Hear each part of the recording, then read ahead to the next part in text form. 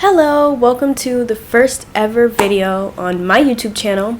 My name's AB, and here on my YouTube channel we're going to be getting into like some pretty heavy, very deep stuff. Mostly going to be talking about like murders and kidnappings throughout history, and then later on we might even get into like some fun conspiracy theories, but we'll think about that later. For right now, just murders, kidnappings, true crime.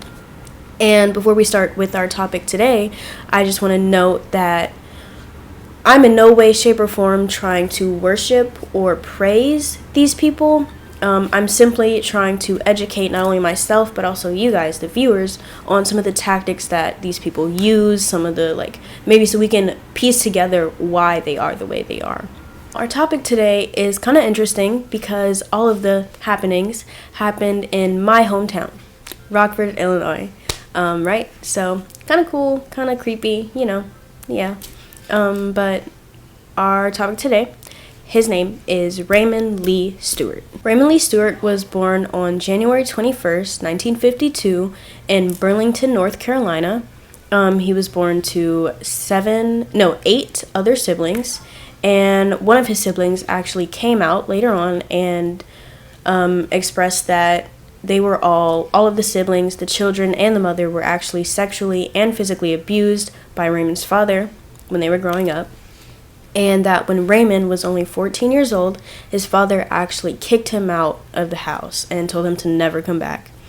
Raymond, being 14 and being kicked out, had to drop out of 9th grade and start looking for a job so he could keep himself afloat. He somehow ended up in Rockford, Illinois, and in 1973, he was actually convicted of 4 counts of armed robbery and had to serve 6 years with parole. In December of 1980, after Raymond had been released from prison, he got into a disagreement with his landlord because his landlord refused to refund him a $50 deposit. And I guess this angered Stewart, and he pulled a gun out on him. And then a month later, in January of 1981, Stewart's girlfriend had given birth to their daughter.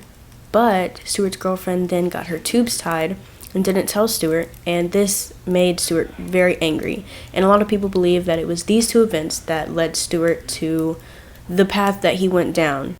And then a week later, on the afternoon of January 27th, Raymond Lee Stewart caught his first 2 victims. A store owner named Willie Fred and his stock boy, Albert Pearson. They were both shot in the head in their store, and Stewart later on came out and stated that he killed them because Willie Fred had testified against him in his previous robbery convictions, and he killed Albert Pearson simply because he was there and he tried to run wild, right?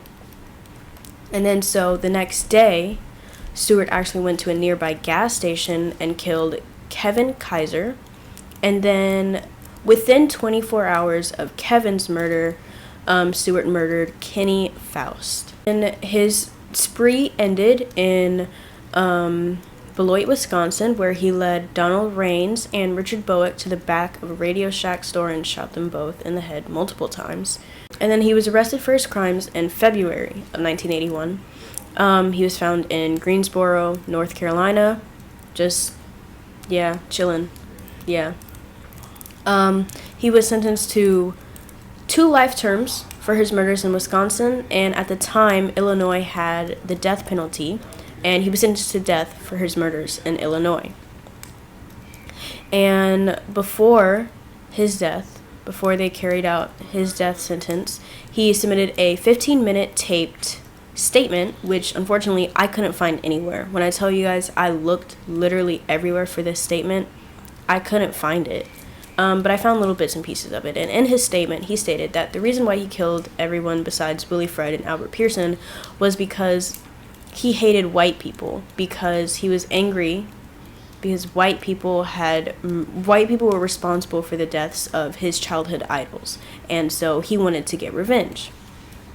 Since Rockford, Illinois is my hometown, I decided it'd be kind of like a cool, fun idea to interview a couple people that I know who were in Rockford and conscious at the time of the happenings, in the 70s and 80s.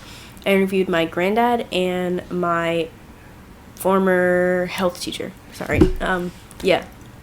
My granddad actually had worked with one of the victim's sisters, and when my granddad was a teenager, he played basketball, like at a nearby like neighborhood park. He played basketball with Stewart's brother.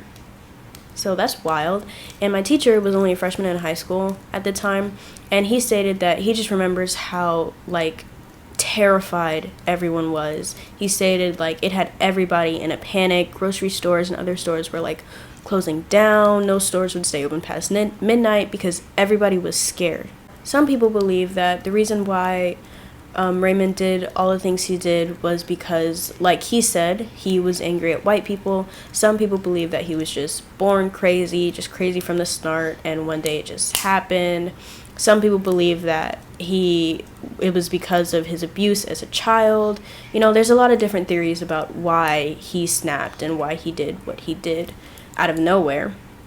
But tell me what you think.